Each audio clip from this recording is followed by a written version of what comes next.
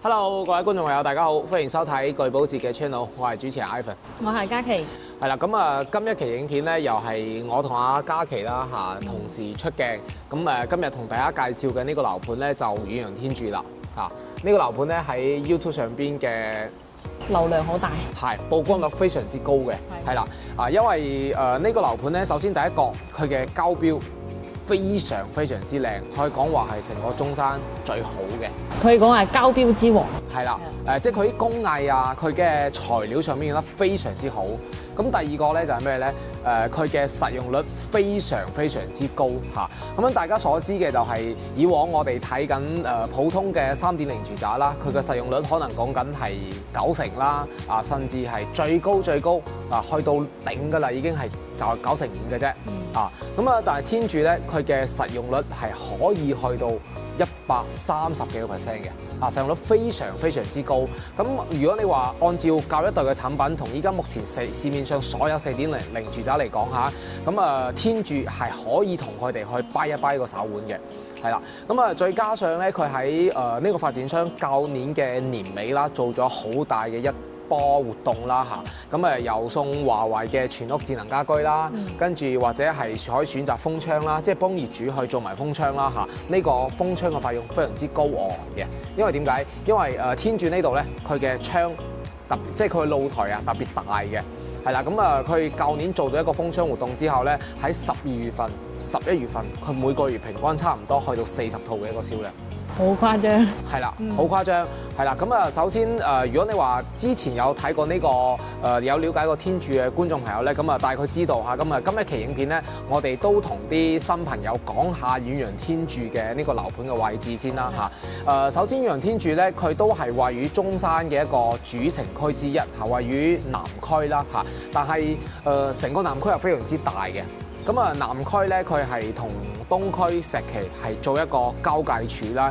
咁遠洋天鑄呢個樓盤，佢可以講叫做離塵不離城，因為佢屬於南區啦。咁頭先所講嘅就係佢位於東區同石岐嘅一個交界處，所以佢嘅生活配套同交通配套非常之方便行路3分鐘嘅時間咧，隔離就有一個天河嘅商場，係啦。咁如果我哋喺主城區入邊啦，之前都有講過嘅，就係如果我哋講緊開車大概10零分鐘嘅時間，咁你話利和啦，或者金鷹啦，或者係Top Park、Coco City， 其實呢啲商場基本都係開車10零分鐘嘅時間可以到㗎啦。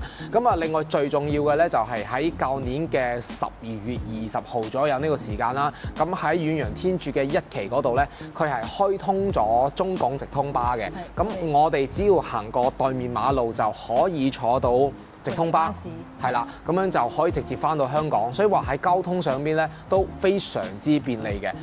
另外咧就係喺右手喺我嘅左手邊啦，呢一邊咧就係有個叫做南外環嘅亦都係主幹道，係啦，亦都係即係買天鑄好多客戶好詬病嘅一個問題，就係有噪音影響對住條高架橋。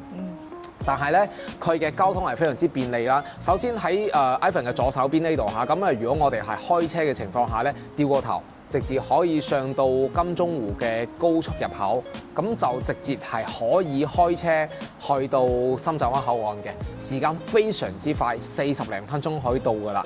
另外如果係上到去金鐘湖高速之後咧，去到港珠澳大橋，講緊同樣都係40零分鐘嘅時間，所以交通都係非常之便利啦。另外一個就係喺呢附近，佢係有一個成個中山任何一個地方，特別係主城區入邊都俾唔到你嘅地方，俾唔到你嘅地方就係佢嘅生態環境啦。係啦，佢嘅生態環境呢一邊嘅話，其實有3個比較出名嘅，一個就係我哋嘅樹木園啦，第二個就係金鐘水庫啦，第3個咧就係寶香林啦。寶香林係啦，咁呢一種生態環境嘅話咧，我覺得係只有南區可以俾到我嘅，因為我自己都係中山人嚟噶嘛。咁中山嘅一啲主城區每個區位俾我嘅感覺咧都係唔一樣嘅，就好似石岐佢係老城區，佢煙火氣、市井氣會比較濃厚啲。咁如果你話係東區嘅話，佢就相對範圍比較濃厚啲嘅。咁但係你講翻生態環境嚟講嘅話，始終都係南區呢一邊係啦。特別係以前老一輩嘅業主想買樓嘅話咧，其實佢哋買樓嘅一個核心需求其實係更加需要一啲好貼貼地嘅生活配套，冇錯，好濃厚嘅煙火氣息。咁但係而家隨住時代嘅發展啦，特別係疫情之後，好多人嘅生活方式咧，亦都係慢慢改變緊嘅，會更加追求翻一啲戶外嘅環境啊，新鮮啲嘅空氣啊，稍為寧靜啲嘅地段咧嚟選擇養老或者係日常嘅一個居住。咁我覺得呢個區域嘅話咧係比較適合嘅。係啊，即係其實經歷過疫情之後啦，大家嘅生活模式係完全變晒㗎啦。即係依家係即係大家會更加注重係一個健康同運動。係啦，咁啊喺呢個位置啦，亦都係 Ivan 嘅左手邊呢度啦。咁係就係我哋基本行路大概都係講緊10分鐘嘅時間啦。我哋幾百米嘅距離，可以去到全中山最大嘅一個森林公園啦，樹木園嘅。係啦，即係平時我哋去嗰度露營，撩下狗啦嚇。中山最近咪開咗一個好大嘅嗰個咖啡店嘅，你有冇去啊？冇喎。就喺呢附近嘅，即係佢係一個老闆。咁佢包咗成個山頭，應該係大家係啦，好似叫咩希魚定係魚希嘅，希魚應該係啦，即係一個好大嘅一個咖啡店，即係呢種露營式嘅咖啡 shop 咧，好似都係變成咗一個後疫情時代嘅主流啊，係啊，變成一個主流嘅生活方式啦。係啦，即係大家得閒就會去揾間咖啡店去坐下、hea 下、超下咁樣。係啦，咁如果你話呢個樓盤去同依家市面上4代住宅嚟對比嘅情況下啦，4代住宅就主要都係嘉琪頭先話齋嘅，都主要集中喺晒石岐或者東區，即係基本一落樓嘅話，佢係屬於嗰種好繁華嘅一個城市面貌嘅。咁啊嚟到呢個位置咧，嚟到南區城南位置呢度咧，佢係好安靜、好舒服，亦都係老一輩嘅中山 local 啦，會去選擇嘅一種生活方式。係啦，而且喺天柱呢個地方啦，就係講緊作為城南位置啊。頭先我哋所講嘅，佢隔離係好大型嘅生態公園，咁佢冇咩特別大型嘅樓盤。天柱呢個樓盤咧，佢都係呢個片區最後嘅一個新盤嚟嘅。所以我哋有一句話叫做物以稀為貴。咁喺呢個片區，基本以後冇咩新樓供應嘅情況下咧，遠洋天柱係可以俾到大家稍微比較好嘅抗風險能力，即係佢保值性係好強嘅。包括我哋依家去睇到天柱一期都好啦，一期當時買係21,000幾，但係依家佢二手同樣要去到17,000啊、16,000幾嘅。但係依家天柱二期賣緊嘅價錢好大玩，好性價比好高啦！依家二期賣緊嘅價錢咧，先15,000零蚊。如果低層嘅話，甚至14,800都有；高層嘅15,500啊、15,800都可以買到㗎啦。所以俾到大家嘅一種生活模式係非常之好啦。交通又非常之方便啦，再加上單位入邊嘅一個使用率戶型好靚，跟住使用率非常之高啦，交樓標準非常之高啦。咁喺舊年嘅年尾之後咧，發展商做到活動，係受到非常之多港澳朋友中意嘅，係啦。咁轉頭咧都會同大家一齊上去睇下佢嘅交樓標準以及佢嘅示範單位嚇。咁有興趣嘅觀眾朋友咁可以 contact 上方嘅聯絡方式啦，揾到我哋，咁大家去深入交流下。咁依家跟隨我哋嘅鏡頭上去示範單位睇一睇。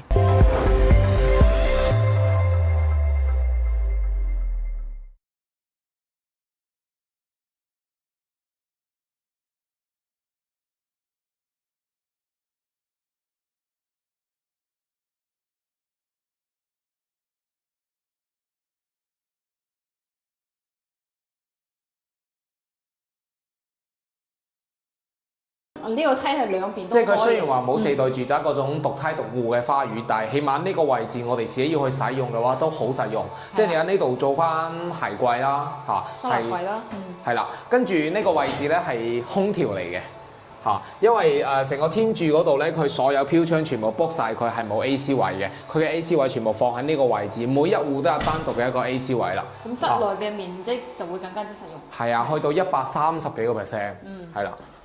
就經過呢條走廊咧，就可以行到翻我哋自己屋企啦。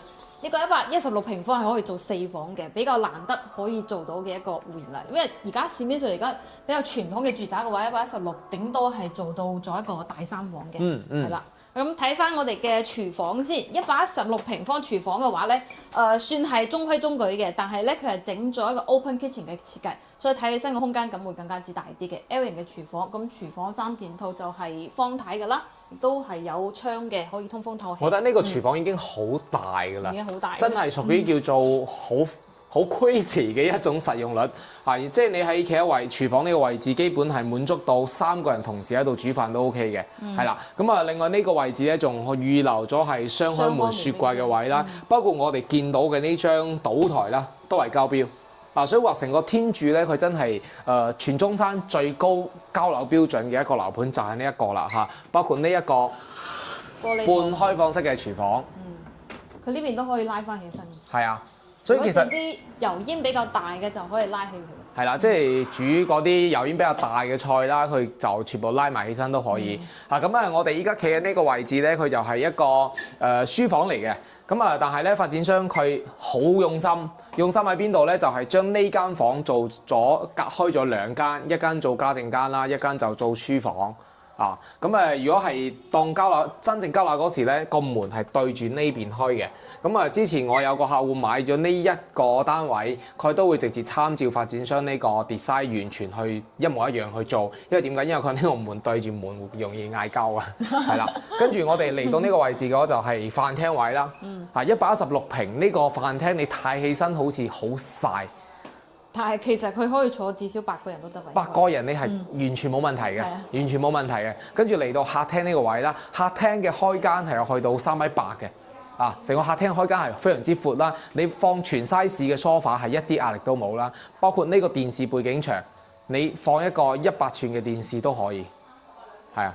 大家放翻個投影仲舒服。係啊，而且並且你會見到就係佢同4對住宅最大嘅差別係咩咧？就係佢將所有嘅實用咧就放咗喺戶型入邊㗎啦嚇，包括你話見到呢個非常之長嘅露台，咁做埋封窗之後咧，咁佢生活形式就係頭先你所講嘅生活形式，佢話非常之多變。可以參考下，佢而家整嘅係露營風嚟嘅。咁整咗呢個之後嘅話咧，就可以將如果你真係唔想出去嘅話咧，其實喺陽台都可以享受到好似戶外嗰種生活方式。係啊，而且你高層嘅話，基本係望出去嘅景都比較開闊啲嘅。係啦，跟住嚟到呢個位置，佢仲做咗一張梳化仔啦嚇。咁啊呢一度咧就其中一間房，一間客房嚟嘅。咁啊，如果呢度咧其實可以做一個，即係特別係好似呢一度，我哋可以直接做撥一個類似書房咁樣。咁咪啱好係連住露台呢一邊啦。咁你成個生活場景使用嘅話，會更加好啊嘛嚇。因為畢竟呢個單位咧，佢係屬於一種單露台嘅，咁所以基本我哋喺入門嘅左手邊嗰度咪做咗個家政間嘅。咁呢個位置基本就唔需要話點樣去晾衫所以就會實用率高嘅情況下咧，就會有更加多嘅使用場景啦嚇。你可以做更加多嘅創意喺度咁啊，延伸過嚟呢邊咧，可以睇下呢間房。客房穿翻出去，呢間房嘅面積係好大嘅，大概去到12個平方度啦。即係你放一個1.5米嘅床，咁同時係可以做到3邊落床嘅。呢條過道仲好闊添，有差唔多90公分。跟住連住呢個嘅話，佢都係做咗一個大概係半開放式嘅一個衣櫃啦嚇，但係其實天柱佢呢度整體上佢嘅示範單位，佢係冇用一種縮細版嘅家私嘅，佢全部你等陣可以見到佢嘅床又好，或者佢嘅櫃都好，都係好標準嘅 size，即係我哋日常買咗之後真係要用到嗰種 size 咁啊，對翻過嚟呢邊咧就係客廁，客廁嘅話見到咁樣都係一個交標嘅狀態。咁呢一種咧都係依家新興，大家都更加實用嘅因為你喺度上緊廁所嗰時，洗手盆喺出邊，唔使話影響，兩個人都可以使用。而且佢呢個空間係好夠嘅，並且佢實用率高喺邊度咧？依家 Ivan 身處嘅呢個位置企缸呢個位置全部贈送嘅。你會好少會見到話呢個位置會做到一個贈送啦。咁佢所有嘅交標都做得好靚啦。轉頭我哋會去到142平嘅一個交樓標準上面，會同大家詳細去解説。咁呢度係兒童房嚟嘅。咁佢呢個戶型其實係做嘅飛機戶型嚟嘅喎，所以呢邊係兩間房，然之後對住嗰邊咧就係我哋嘅主人房噶啦。做咩？冇啊，你繼續啊。啊，咁呢個兒童房其實嘅大細都算大嘅喎，因為佢係利用咗一部分嘅飄窗位置嘅。剝咗之後拍邊放，其實擺個1.5床嘅話，其實都 OK 嘅，同埋佢採光又正喎。如果係我嘅話，其實可以攞嚟作為一個陽光房，或者係自己嘅一個比較私密空間。係啊，私密空間。係啊。係啦，喺入邊研究啲乜嘢？呢種飛機戶型嘅好處就係我哋會發覺到就係客照喺呢邊嘅。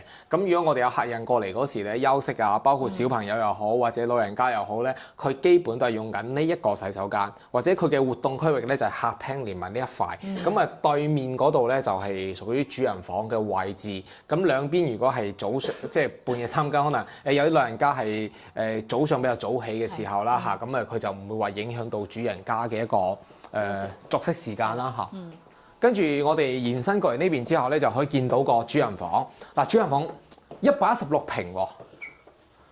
睇起身唔似啊！非常之大，而且咧佢所有飄窗嘅位置咧就全部都係 book 晒佢嘅嚇。另外就係要同大家講下咧，我哋見到頭頂嘅呢個天花板咧，佢全部都係交標，全屋都係東芝嘅中央空調啦嚇。並且我哋會見到就係依家我企嘅呢個位置，佢雖然飄窗係 book 咗，咁同樣我哋喺出邊見到好多嘅樓盤啦，佢可能飄窗都可以 book 咗佢嘅，但係佢呢個位置咧有個橫梁位。嗱，包括我哋前兩日去拍嘅遠洋新天地嚇，佢飄窗係 book 咗嘅，但係佢呢度咧會顯得比較壓抑少少嘅，因為點解？因為佢呢度有個橫梁啊嚇，但係你會發覺呢度係冇嘅。佢睇起身個樓底更加高啲。係啦，呢度佢個樓底係去到3.05米啦嚇，包括佢上邊咧都係預留咗有一個智能家居嘅，即係電動窗簾啦，包括語音控制啊、手機控制啊，佢係全屋嘅華為智能家居嘅主系統，全部都係送俾我哋嘅業主嘅，係啦。咁啊，延伸嚟到呢個位置，你放咗一個1.8米嘅大床啦，2個床頭櫃，再加埋床尾凳呢個位置都係有位置可以放到。好闊落啊！咁呢度係休息空間啦，咁衣帽間嘅話咧就係呢邊噶啦。咁主人房嘅衣帽間，我覺得唔算話特別大嘅，因為佢呢個其實就係116平方嘅啫，但係都可以做入咗一個步入式嘅衣帽間咯。你話女主人嘅衫放呢度啦，男主人一般冇咩衫嘅啫，所以俾翻一格仔位俾佢放咧，其實都係足夠噶啦。而且呢度仲有個採光可以喺度化妝，其實都幾舒服下。而且你有發覺佢嘅梳妝台係有自然採光嘅。你可能作為女士咧，你有絕對嘅發言權，即係有自然光化妝係。更加靚啲，更加服帖啲，係咪啊？係啦，跟住呢度有位啦。咁如果你話呢個收納空間如果唔夠嘅情況下咧，其實我哋一對開嘅呢一間改咗佢晒嘅都係可以再有少少嘅改動嘅，係啦。改咗變成一個單獨嘅衣帽間。跟住我哋入翻去睇下主人房嘅洗手間，好大。你依家企嘅呢個位置係贈送嘅，全贈送嘅，係全贈送。包括我哋見到頭頂嘅涼霸啦，即係浴室寶啦嚇，全部都係交標。智能馬桶都係交標。係啊，所以而且智能馬桶咧係漢斯格雅嘅，包括我哋見到嘅呢個洗手盤都係漢斯格雅。即係之前有同大家講過，就係我哋依家喺市面上見到可能科立啊或者 Total 咧，可能係國產嘅，有國產嘅，但係呢種係絕對唔會有咯。但如果我哋自己去買一個馬桶嘅情況下，呢個馬桶要去到2萬幾蚊。跟住仲有一個咧要同大家講下就係佢花灑，佢花灑都係嘅。呢個花灑去買，你估下要去幾錢？1000。呢個花灑要係9000幾蚊，呢個花灑係9000幾蚊買落嚟嘅，係啦，即係我哋自己去裝。不過我自己屋企想裝都唔捨得啊。包括我哋見到依家成個牆身嘅呢啲瓷磚啦，全部都係做晒一 set 嘅膠標。所以天柱佢話可以講叫做中山嘅最高交樓標準咧，係絕對係有佢嘅道理嘅。係啦，咁呢個單位依家發展商都有做緊特價嘅，但係佢剩餘嘅貨量真係唔多啦，即係116平剩餘嘅可能4-5間到啦，即係一座同二座加埋都係4-5間嘅，咁啊總價大概170零萬、180萬可以搞掂晒啦，有交易嘅，係啦，即係如果有興趣嘅觀眾朋友咧，可以早啲約埋阿 Ivan 啦，或者係阿嘉琪咁上嚟實地去睇一睇，係啦，咁依家我哋帶大家去睇一個142平方嘅。最大積嘅嚇，而且個價錢又係好平嘅，200萬出頭可以搞掂㗎啦，210零萬可以搞掂晒啦嚇。依家我哋都睇睇。OK， 咁我哋而家睇翻142平方嘅一個交標先。呢個咧係單邊位嚟嘅，呢個就係電梯嘅一個出入口啦。咁呢個空間係可以俾翻我哋自己業主去使用啦。呢個位置咧其實咁啱有個凹位嘅，你可以後期擺翻自己一個訂製嘅鞋櫃啊、置物架喺度咧，其實都係 OK 嘅。咁嚟睇翻佢嘅一個戶型先，142平方係做5房嘅。好犀利，然之後呢個咧都係交標啦，見到嘅，同埋呢個電子密碼鎖咧就有嘢可以講啦。佢品牌係用嘅華為嘅，並且佢係可以直接連住我哋華為智能家系統。呢度係有一個攝像頭嘅，所以如果係出邊有人撳緊門鐘啊，或者係經過嘅話咧，其實你喺個 mon 嗰度其實都可以 check 到係邊個嚟嘅。而且呢個佢嘅功能依家好強大㗎啦，就係有人喺門口停留超過30秒，跟住咧喺部 iPad 嗰度啊，因為華為嘅 iPad智能家居系統上面咧，佢就會直接報警㗎啦，係啊，直接報警啊，係啊，咁好嚴重喎。係啦，咁睇翻呢邊先，一入嚟嘅右手邊咧就係廚房啦，勁大腰型嘅廚房啦，然之後比較淺色嘅一個操作台面嚟嘅。咁佢呢一個洗手盤啦，大家可以睇翻超大嘅星盤。而家呢個單星盤咧係會比雙星盤會更加之好用嘅。你無論洗碗又好、洗鑊又好，亦都係會更加之就手啲啊。咁品牌就係用嘅摩人嘅品牌啦，亦都係全部國際大品牌啦。廚房3件套啱啱同大家講嘅方太嘅，咁上面呢一啲定製嘅廚櫃咧，亦都係全部交標嚟嘅。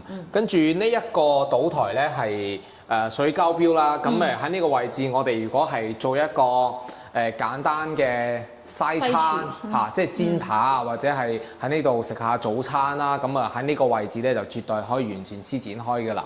係啦，喺呢度可以整翻台咖啡機喎。係咖啡機喺呢邊呢個位置咧都可以放，所以對於142平嚟講咧，佢有咁大嘅廚房位咧，係可以足夠晒大家去施展自己嘅廚藝嘅。係啦，咁要着重同大家講一下嘅就係142平可以做5房啦嚇，但係呢間房咧，我會更加建議大家係做咩咧？做家政室、家政間。係啦，因為成個天柱佢所有嘅電同水都係走天花板嘅。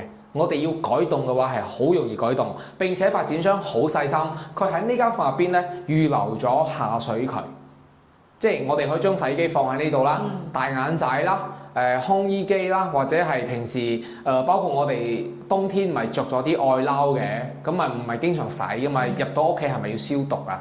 咁可以喺呢度放一部消毒機、消毒櫃，咁啲外褸入到嚟之後咧就可以放喺呢度去進行消毒。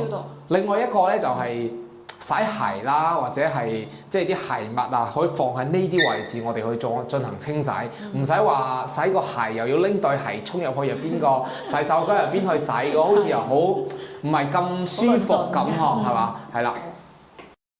咁接住呢度就係我哋嘅客飯廳個空間啦，大橫廳嘅設計嚟嘅。咁入後呢個位置就係飯台㗎啦。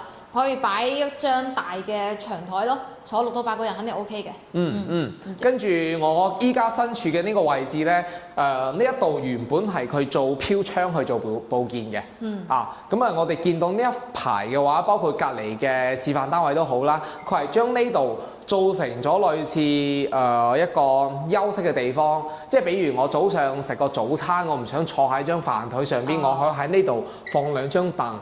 跟住將咖啡機做喺呢個位置，係咪？咁兩夫妻可以坐喺呢度即係食下三文治啊，或者係食下早餐，飲杯咖啡，坐喺呢度傾下偈。咁呢邊咧就可以放啲功夫茶，潮汕嘅功夫茶，咁放喺呢個位置。咁下邊你可以放啲自己中意嘅咖啡豆啦、茶葉啦。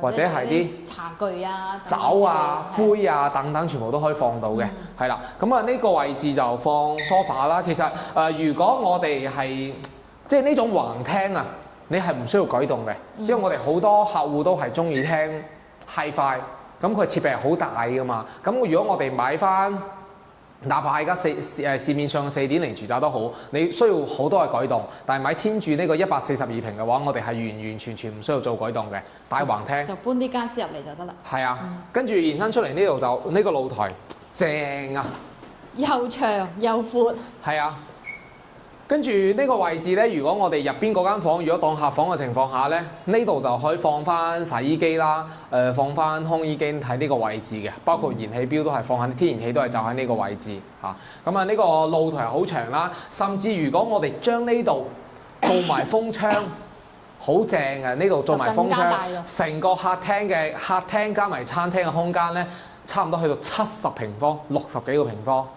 好誇張，對一個142平嘅單位，佢有咁大嘅一個客廳嚟講嚇，佢實用率確實係非常之高嘅。係啦，咁啊延伸呢一邊，仲有呢一個戶型咧，好處喺邊度嗱？我哋除咗見到個橫廳好大啦，包括我哋傳統都會見到好多嘅橫廳，但係佢喺呢一側嘅情況下咧，佢放咗啲房間喺度嘅。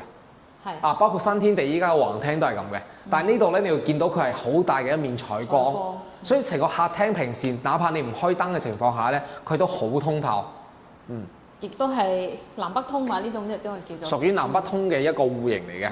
咁睇翻佢嘅第2間房咧，呢度應該係屬於好大嘅客房，甚至係大過好大一部分嘅主人房㗎啦。呢個位置，但係佢而家呢度只不過係一間客房嚟嘅啫，1.8米大床肯定係放得到嘅。然之後呢度你仲可以整翻個 L 型嘅衣櫃喺度，咁夠晒擺。呢間房已經差唔多係相當於好多120幾平、130平嘅主人房啦嚇。係啊。跟住延伸過嚟呢邊呢間咧，就我哋可以做一個頭先阿嘉琪話齋啦，自己嘅一個私密空間啦，或者做男仔嘅機房，打機玩遊戲，係啦，即係做書房嚇，呢度 OK 嘅。跟住或者係可以呢度變成一個陳列室，因為好多我哋平時去旅遊啊，即係去買啲手辦啊、紀念品啦，或者係啲地圖啊等等，咪可以放喺呢間房入邊咯嚇，足夠嘅呢個位置。即係類似啲快樂屋。係啊，屬於自己嘅，即係自己嘅快樂嘅地方啦嚇，即係自己可以放鬆下嘅，係啦。咁啊，中間呢一間咧就客廁。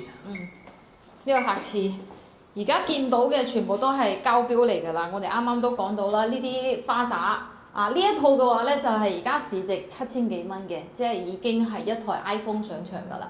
咁我哋嘅馬桶啦，品牌就係用嘅漢斯格雅嘅，包括出邊呢一個洗手台嘅品牌，亦都係用到咗漢斯格雅呢一個品牌嘅。係啊，呢一種使用上其實真係好好嘅。咁呢基本我哋喺後期根本唔需要做任何嘅改動。而家儲物空間好多喎，我而家見到。係啊。跟住延伸過嚟呢邊咧，就對面2間房啦。呢一間客房，其實呢間佢每一間客房，你有冇發覺佢都係好大？係啦，即係你擺埋床之後，跟住有床頭櫃嘅位置，跟住有衣櫃嘅位置，而且佢做嘅佢全部都唔會話係縮晒版嗰種，都係好標準嘅客房，就係1.5米嘅床啦。咁佢嘅位置空間係絕對足夠晒嘅，完全唔會覺得逼傑。即係入到嚟呢度係有豪宅 feel 啦，包括佢嘅做工各方面又係好晒味嘅。咁對面主人房咧先至係主角。主人房非常主角嚇，非常之靚嘅。包括我哋依家見到上邊嘅天花全部都係膠標啦。咁啊，成個主人房嘅 size 即係個尺寸大概去到25平方所以你擺一個1.8米嘅床啊，或者2米嘅床咧係絕對 OK 嘅。咁啊，包括去到你擺個2米嘅床啦，包括阿嘉琪企嘅位置咧係可以放咗一張梳化仔啦喺度係啦，包括門後邊咧呢一個位置都係有地方可以做到收納。其實呢個位置一般日後咧都係可以攞嚟做翻一個衣櫃。因為單呢一條係唔夠嘅，你會發覺單呢一條都唔夠嘅。係啦。然之後我哋 Ivan 企嘅位置就係呢個位置啦，呢個位置啦，係啦。呢度提過，又可以做翻一個隔斷或者隔開呢個洗手間。啱好係隔住個洗手間對住個床啦。咁啊呢個位置咧就係又係做翻一個梳妝台嘅位。係啦。咁睇下佢嘅洗手間。洗手間就夠晒大㗎啦，都係我而家企呢個位置咧，亦都係全贈送嘅。你甚至我覺得都可以擺到一個浴缸喺入邊嘅，你已經係。如果中意淋浴嘅話，呢個位置，咁啊洗手間嘅話，主人房嘅洗手間佢嘅馬桶咧交標到俾你嘅係智能馬桶嚟嘅，呢個，亦都係漢斯格雅嘅一個品牌啦。其實平時我哋睇開，包括你入嚟拍咗咁多片啦，睇咗咁多盤。唔講都唔知呢一個係交樓標準嚟嘅。以為係自己裝修嘅。係啊，因為業主裝修嘅。裝修各方面都好靚啦，包括呢個，我好中意佢呢個地方。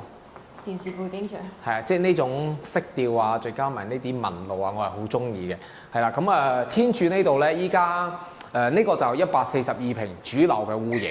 咁啊，另外仲有一個咧係142平，佢係屬於好傳統，我哋見到嗰種樹廳啦、南北對流雙露台嗰種格局啦。咁嗰種就唔帶大家去睇啦嚇。咁啊，今期影片咧，我哋就睇兩個，一個116平嘅飛機戶型，一個142平嘅橫廳。咁啊，目前嚟講咧，就係依家我哋身處嘅呢一座啦，2座。咁啊，可以選擇嘅話，就142平可以選擇會比較多啲嘅。咁啊，總價 total 講緊係大概215萬到225萬之間啦，就可以買到依家咁靚嘅一個單位啦。咁啊，如果大家嘅 budget 係比較充足嘅情況下咧，或者係同4類住宅對比緊嘅，我覺得天柱係值得大家過嚟睇一睇嘅，因為可以掰下手腕，因為佢各方面都係同4.0住宅咧有好多相似之處，甚至係某一些方面佢會比4.0更加好啦。例如係頭先所講嘅生態環境、裝修標準，包括成個樓盤整體嘅一個質量嗰方面，都係優勝於市面上好多4.0住宅嘅一啲樓盤啦嚇。咁啊 OK， 今期影片就同大家介紹到呢度啦嚇。如果感興趣嘅話咧，可以掃描上方 QR code聯繫我哋，帶你嚟實地考察一下。咁今期節目到呢度啦，我哋下期再見啦，拜拜，拜拜。